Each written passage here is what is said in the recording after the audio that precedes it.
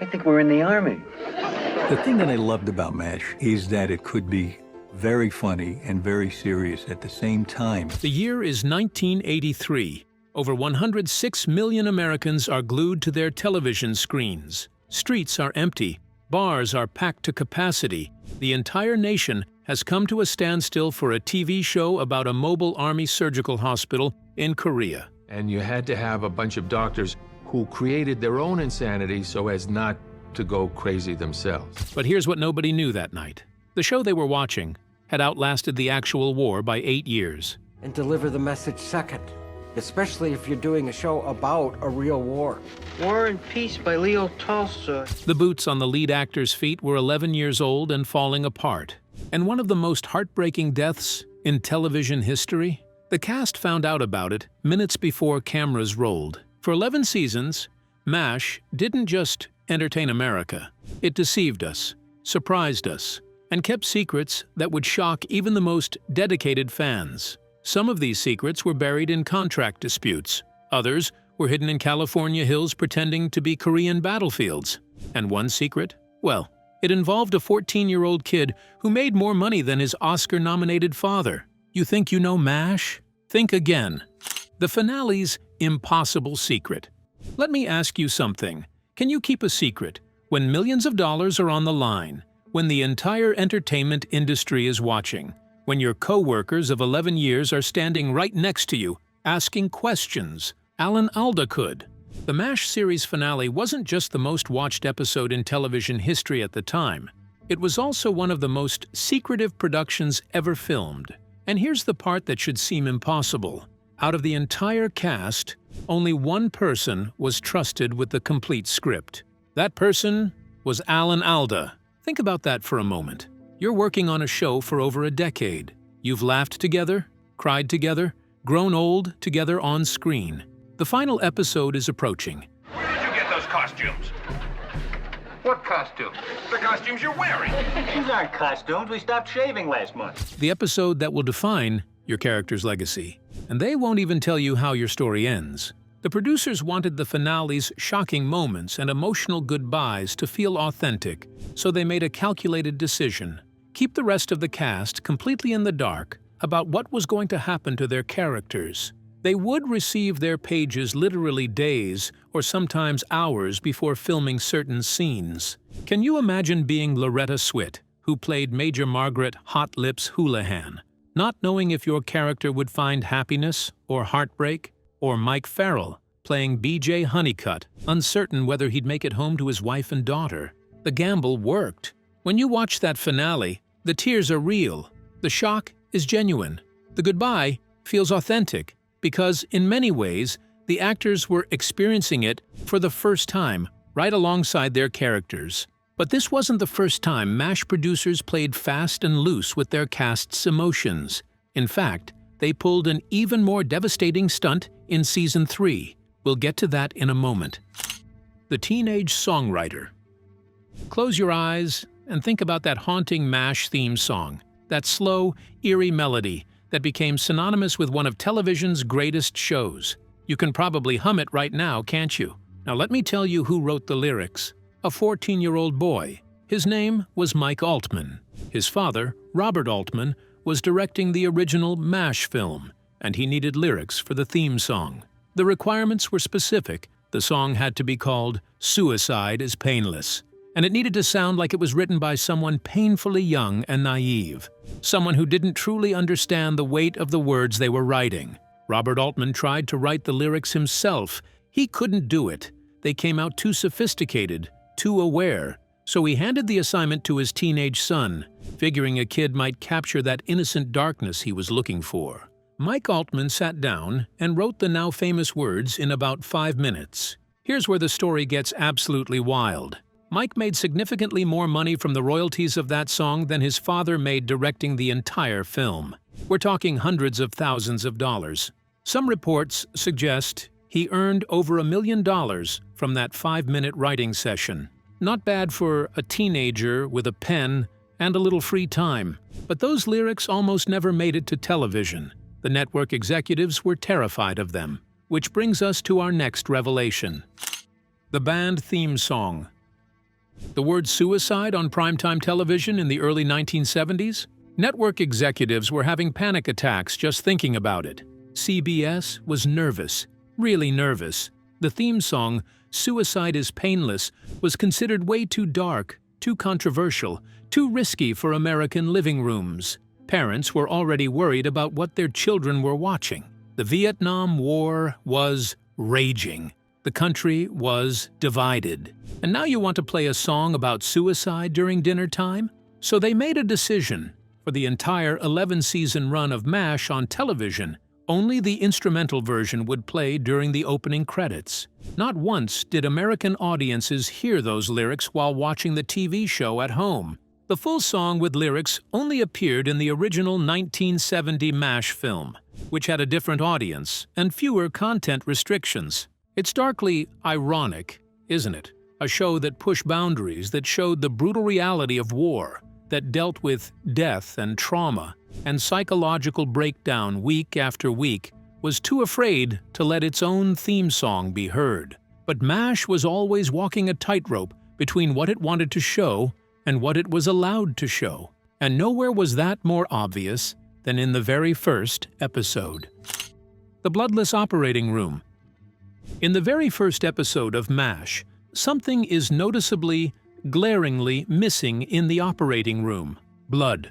Doctors are performing surgery, scalpels are cutting, hands are reaching into chest cavities. Wounded soldiers are lying on operating tables. They cared about one thing, they cared about saving lives. Pierce, you do good work.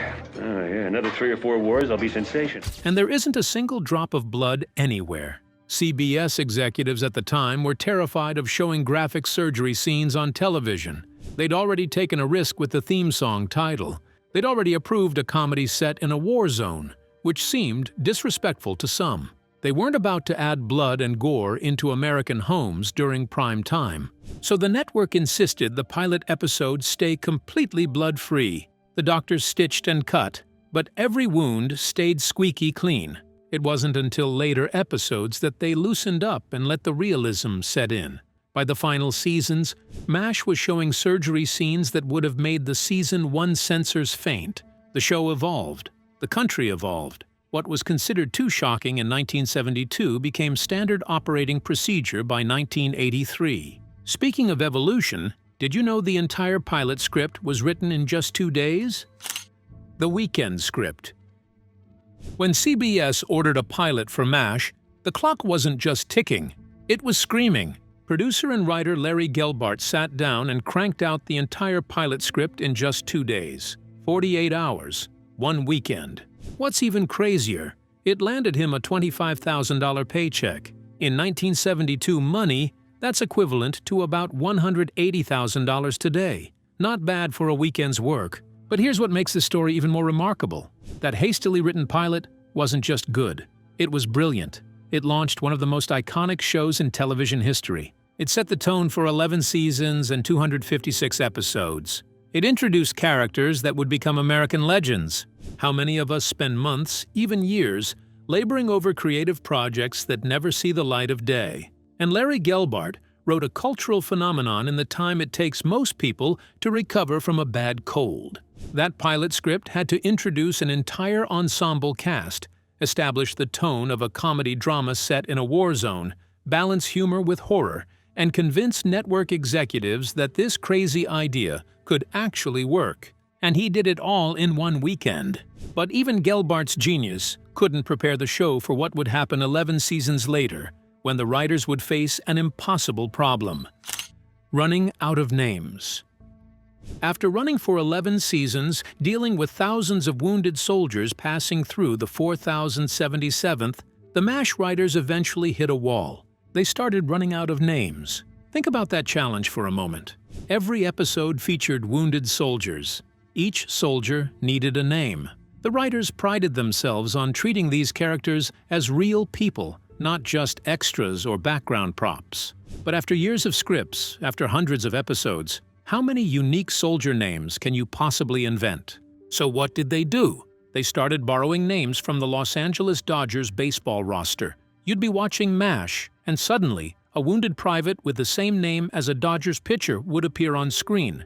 And when that list dried up too, they got creative. They casually tossed in names of friends, family members, and according to some crew members, even some of their own ex-girlfriends and ex-boyfriends. If you listen closely during the later seasons, you'll catch them. The writers were essentially immortalizing their personal lives in the wounded soldier roles of MASH. Some viewed it as lazy writing. Others saw it as a beautiful tribute, a way of saying that war touches everyone, that these names could be anyone, that the soldiers on those operating tables were somebody's friend, somebody's ex, somebody's baseball hero. Speaking of personal touches, one actor made sure his personal comfort lasted the entire run of the show. Alan Alda's 11-year-old Boots. While storylines changed, characters came and went, and the show evolved from broad comedy to serious drama, one thing stayed exactly the same for 11 years: Alan Alda's boots. From the very first episode to the series finale, Alda wore the exact same pair of combat boots. 11 years. The same boots. Through mud, through California heat pretending to be Korean summers, through hundreds of scenes running across the compound. And he was so attached to them that when the show wrapped, he took them home as a keepsake. Now, you might be thinking, okay, so he liked his boots. What's the big deal? But consider what those boots represent. In television production, continuity is usually king. Wardrobe departments have multiple versions of every costume piece, backups for the backups. Actors rarely wear the same actual item for years because of wear and tear, because of cleaning requirements, because things get lost or damaged. But Alda insisted. Those boots became like a talisman for him, a small, scruffy pair of army boots that walked through television history. They were there for every joke, every surgery, every emotional breakdown, every triumph. Those boots saw everything, and after 11 years, they were probably held together with duct tape and prayers, but they made it to the end, just like Hawkeye did. Speaking of things that made it to the end, let's talk about another iconic item that outlasted the show. Fans of MASH will never forget Radar O'Reilly's constant companion, a small, scruffy teddy bear tucked under his arm at night, clutched during moments of stress, a symbol of innocence in the middle of hell. Years after the series ended, that same teddy bear was sold at auction. The price? Over $14,000. That has to be one of the most expensive teddy bears ever sold. But to MASH fans, it was priceless. That bear represented everything Radar was: young, innocent, clinging to childhood in a place where childhood ended the moment you arrived. Gary Berghoff, who played Radar, made that bear as essential to the character as his thick glasses and his ability to hear helicopters before anyone else. It wasn't just a prop, it was a lifeline. And someone was willing to pay $14,000 to own that lifeline. But here's what's interesting. That teddy bear auction happened because MASH props and costumes have become genuine collector's items. Alan Alda's boots? If he ever decided to sell them, they'd probably fetch even more. The still that Hawkeye and Trapper operated in the early seasons? A fortune. These weren't just television props. They were pieces of American cultural history. Speaking of American cultural history, one actor made the jump from the movie to the television show. And only one. Gary Berghoff's unique journey. Out of all the actors who brought the MASH world to life on screen, only one made the jump from the original 1970 movie to the long-running TV series, Gary Berghoff. He played the lovable company clerk Radar O'Reilly in both versions, while every other character was recast. While Hawkeye went from Donald Sutherland to Alan Alda, while the entire ensemble changed, Berghoff was the only actor producers insisted on keeping. Why? Because no one else could capture Radar's wide-eyed innocence and perfect comedic timing the way he did. Berghoff wasn't just playing a character. He was Radar. The producers knew it. The audience knew it. And that's why he's the only actor to appear in both the film and the television series. But here's the twist. Berghoff didn't stay for the entire run of the show. He left before the series finale, one of the few original cast members to depart before the end. His departure shocked fans. Radar was beloved, but Berghoff felt he'd taken the character as far as he could go, and he wanted to pursue other opportunities. Did he make the right choice? That's a question he's probably been asked 1,000 times. His post-MASH career never reached the same heights, but he gave television one of its most memorable characters, and sometimes that's enough. Speaking of memorable characters, let's talk about one that was never supposed to exist beyond a single episode. Klinger's accidental stardom. Pearl Maxwell Q. Klinger, the guy famously rocking dresses in the middle of a war zone, They said there weren't going to be any more casualties. Frank, if I were you, I'd sue North Korea for every penny they've got. was never meant to stick around. Originally, Jamie Farr's character was written for just a single episode. A quick gag about a soldier trying to get discharged for being mentally unfit by wearing women's clothing. One joke, one appearance, done. But audiences loved him. And Jamie Farr's performance was so good, so committed, so genuinely funny that the producers kept bringing him back. By the end, Klinger became one of the show's most beloved regulars, appearing in more episodes than several characters who were supposedly main cast members. Think about how easily that could have gone wrong. A character whose entire premise is wearing dresses to get out of the army could have been offensive, one note, or just plain annoying. But Farr brought humanity to Klinger. He made you care about this guy who was clearly terrified of war, who missed home desperately, who was willing to humiliate himself if it meant going back to Toledo. And as the show evolved, so did Klinger. He stopped wearing dresses as often. He became the company clerk after Radar left. He fell in love. He became a three-dimensional character instead of a walking punchline. All because a one-episode gag worked so well they couldn't let it go. But not every character got that lucky. Some characters disappeared without warning, leaving fans confused and angry. The Trapper, John Mystery. If you've ever wondered why Trapper John McIntyre, Hawkeye's original partner in crime, vanished after Season 3, here's the real story. Have a little drink before dinner.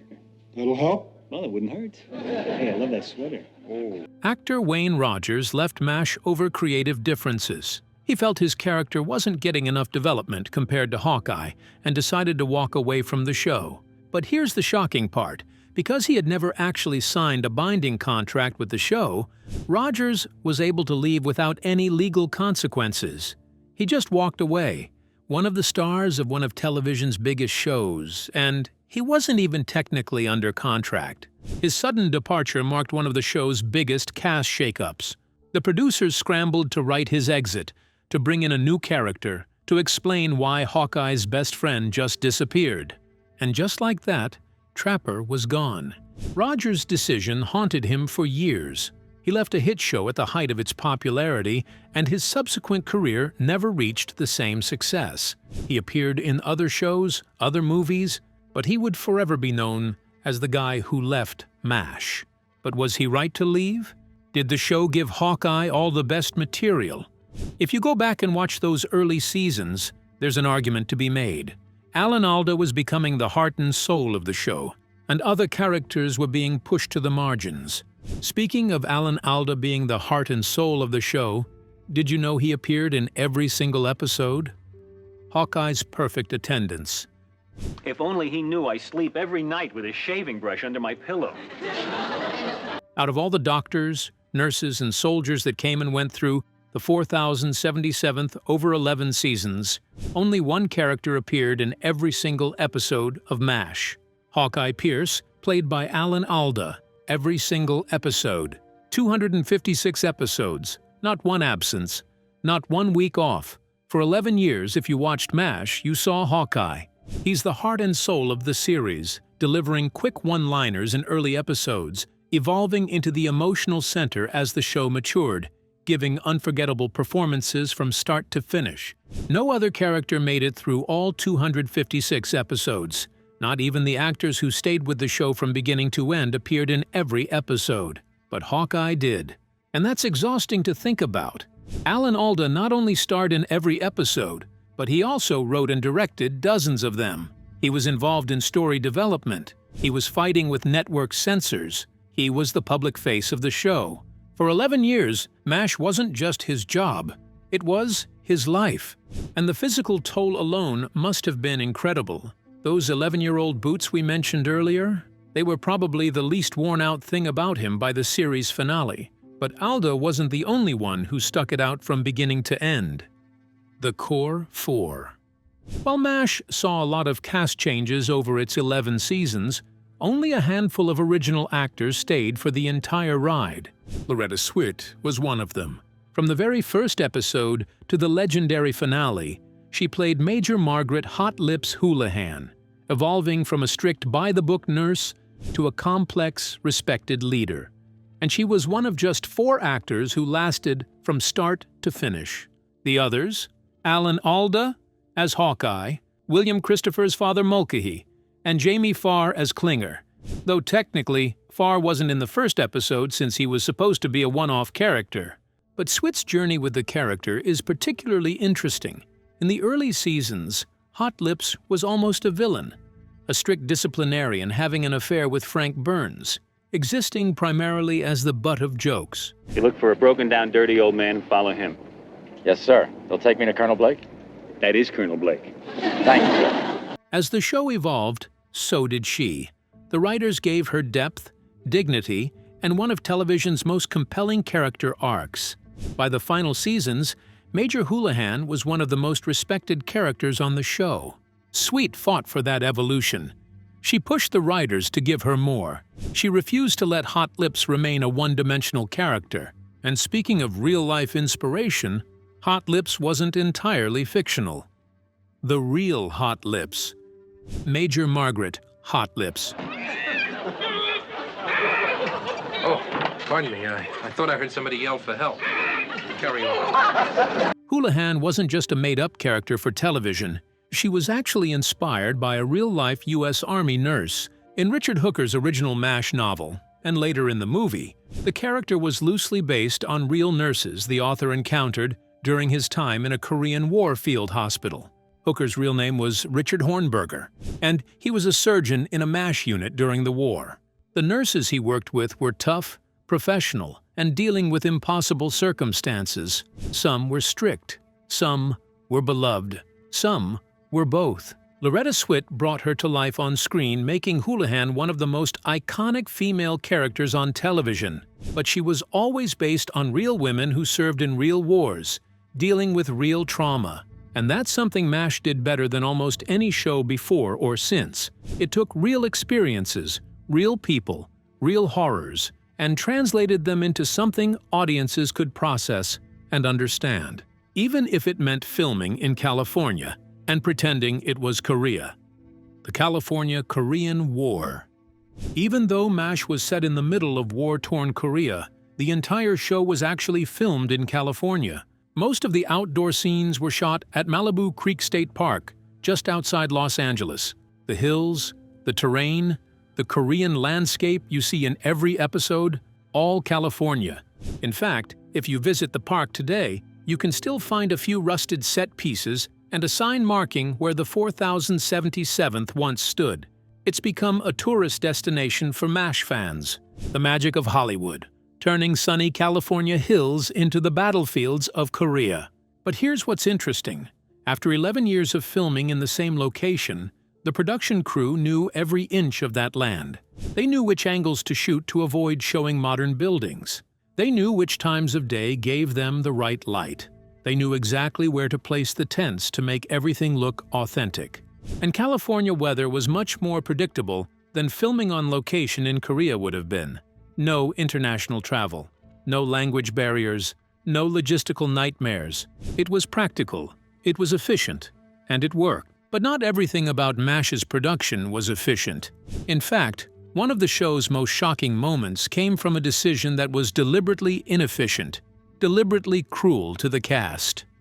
Henry Blake's secret death. One of the most shocking moments in MASH history was when Lieutenant Colonel Henry Blake was killed off at the end of Season 3. But here's the wild part that still bothers cast members to this day. They didn't know it was happening until minutes before filming the scene. Producers kept the twist a complete secret to capture the cast's raw, unscripted reactions on camera. And it worked. The scene where Radar walks into the operating room to announce that Henry's plane was shot down and there were no survivors. That heartbreak you see is totally real. Those tears are genuine. That stunned silence is not acting. The cast was devastated. Not just their characters. The actual human beings were devastated because they'd just found out their friend and colleague was being written off the show in the most brutal way possible. Was it ethical? That's a question that's been debated for decades. The producers would argue that it gave them one of the most authentic, heartbreaking moments in television history. The actors might argue they were emotionally manipulated for the sake of a TV show. But there's no denying the impact. That scene is still taught in film schools. It's still referenced as one of the most powerful moments in television history. And it couldn't have happened if the cast had known it was coming. But that wasn't the only secret the producers kept about the show's ending. The cast ended the show. After 11 seasons, MASH wasn't cancelled by the network. It was ended by choice. The cast and creators felt they had told all the stories they could and wanted the series to finish strong rather than fade away. In fact, the decision to end the show came down to a vote among the core cast members, and they agreed it was time to say goodbye. Think about how rare that is. Most successful shows are cancelled by networks chasing ratings. They're killed by declining viewership, by corporate mergers, by new executives wanting to make their mark. But MASH was still popular. It was still making money. CBS would have happily kept it on the air for several more seasons. The cast said no. They'd seen too many great shows limp to disappointing endings. They'd watched beloved series become shadows of themselves. They wanted to leave on top, and so they did. It's one of the rare cases where a long-running, successful show left on its own terms, with dignity, with purpose. But that decision wasn't easy. For the actors, MASH had been their lives for over a decade. It was steady work, guaranteed income, a family. Voting to end it must have been terrifying. The 106 million person goodbye. When MASH aired its final episode, Goodbye, Farewell, and Amen, on February 28, 1983, it made television history. More than 106 million people tuned in to watch the series say its final goodbye, making it the most watched TV episode in American history at the time. To put that in perspective, more people watched the MASH finale than most Super Bowls. Streets were empty, bars were packed, stores closed early. The country came to a stop just to see how it all ended. And this was before streaming, before DVR, before you could watch it later. If you missed it, you missed it. So America showed up. What does a number like 106 million even mean? It means roughly half of all Americans with televisions were watching the same thing at the same time. It means MASH transcended being just a TV show and became a cultural event. The finale was 2.5 hours long, and it earned the show's director, Alan Alda, an Emmy Award. It wrapped up storylines that had been developing for a decade. It gave fans closure, and it proved that the cast's decision to end the show on their own terms was the right one. Alan Alda's directing genius. Alan Alda wasn't just the star of MASH. He also sat in the director's chair more than almost anyone realizes. Over the course of the series, Alda directed 32 episodes, including some of the show's most emotional and memorable moments. He even directed the legendary series finale, the one that 106 million people watched. Not bad for a guy who started out just playing the wisecracking doctor, but Alda's directing style was unique. He fought for realism. He fought to show the psychological cost of war. He pushed for character development over easy laughs. In many ways, MASH's evolution from broad comedy to serious drama was driven by Alda's vision as both an actor and director. And directing that finale must have been surreal. He was directing his own final performance as Hawkeye, directing his friends and colleagues in their final performances, trying to give America the ending it deserved, while also saying goodbye to a character and a show that had defined his adult life. The pressure must have been immense, but he delivered. That finale still holds the record as one of the most watched TV episodes of all time, and it's widely considered one of the best series finales ever made. The show that outlasted the war. Here's something most people don't stop to think about. The actual Korean War, the conflict MASH is based on, lasted just 3 years, from 1950 to 1953.